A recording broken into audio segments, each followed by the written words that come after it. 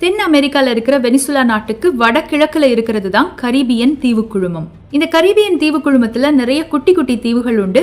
அதுல ஒரு தீவோட பேரு தான் டோபகோ. அந்த டோபகோல பொதுவாகவே ஒவ்வொரு ஈஸ்டர் பண்டிகைக்கு அடுத்த நாளும் ஒரு குதிரை பந்தயம் நடக்கும். அந்த காலத்துல இந்த குதிரை பந்தயம் அப்படிங்கறதே பணக்காரர்களுடைய விளையாட்டாக இருந்தது.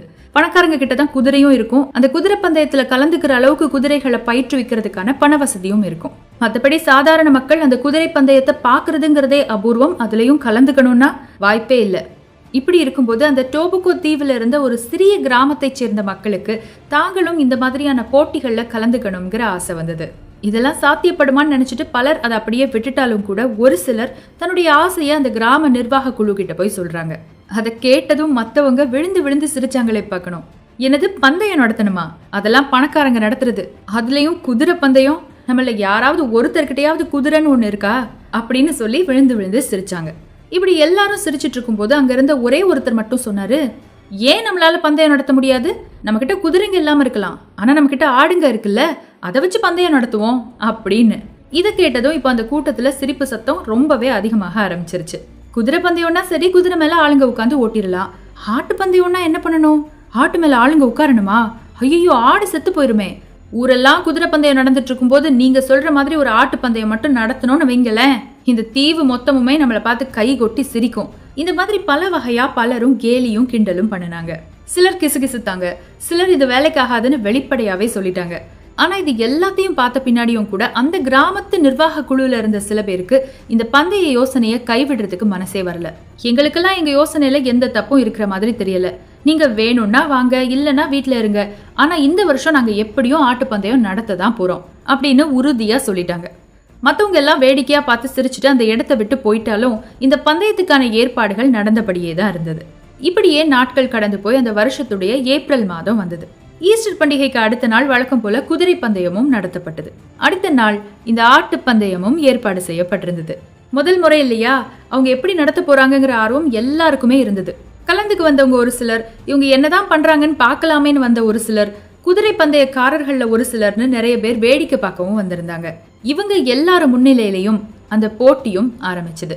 பாதி ஆடுகள் ஓடாம நிக்க, மீதி ஆடுகள் புல்ல திங்க, இன்னும் மிச்சம் இருக்கிற சில ஆடுகள் இங்கேயும் அங்கேயுமா ஓடி கலைபரத்தை ஏற்படுத்த ஒரே கூத்தா போச்சு அந்த ஆட்டு பந்தயம். அப்புறம் என்ன, ஏற்கனவே கண்ணா பின்னான்னு கிண்டல் பண்ணவங்க இப்போ என்ன சும்மாவா இருந்திருப்பாங்க? இந்த பைத்தியக்கார கோஷ்டிக்கு வேற வேலையும் இல்ல, சோழியும் இல்ல, இவங்களை நம்பி நீங்கெல்லாம் வந்தீங்களா அப்படின்னு வேடிக்கை பார்க்க வந்தவங்க எல்லாம் விமர்சனம் பண்ணினாங்க. இவங்களை நம்பி வந்தோம் பாரு, இதுக்கு நமக்கு இதுவும் வேணும், இதுக்கு மேலையும் வேணும் அப்படின்னு கலந்துகிட்டவங்கள ஒரு சிலர் சொன்னாங்க. குதிரை பந்தயக்காரர்கள் ஆகட்டும், வேடிக்கை பார்த்தவங்களாகட்டும் விழுந்து விழுந்து சிரிச்சாங்க. கஷ்டப்பட்டு இதை ஒருங்கிணைச்ச அந்த நிர்வாக குழுவுக்கு என்னவோ போல ஆயிடுச்சு. இனிமேல் போச்சு, இந்த போட்டியை நடத்தவே கூடாதுன்னு தன்னோட மனசுல உறுதி செஞ்சுக்கிட்டாங்க. நாட்கள் கடந்து போச்சு. சரியா 10 மாதங்கள் ஆன நிலையில ஒரு சிறுவன் இவங்களை பார்க்க வந்தான். இந்த வருஷம் பந்தயம் நடக்குமா? நான் என்னோட ஆட்டை இந்த பந்தயத்துக்காக பழக்கி வச்சிருக்கேன் அப்படின்னு சொன்னான். அந்த குழுவில் இருந்த மற்ற எல்லாருக்கும் இதை கேட்டு மெய் சிலிர்த்து போச்சு.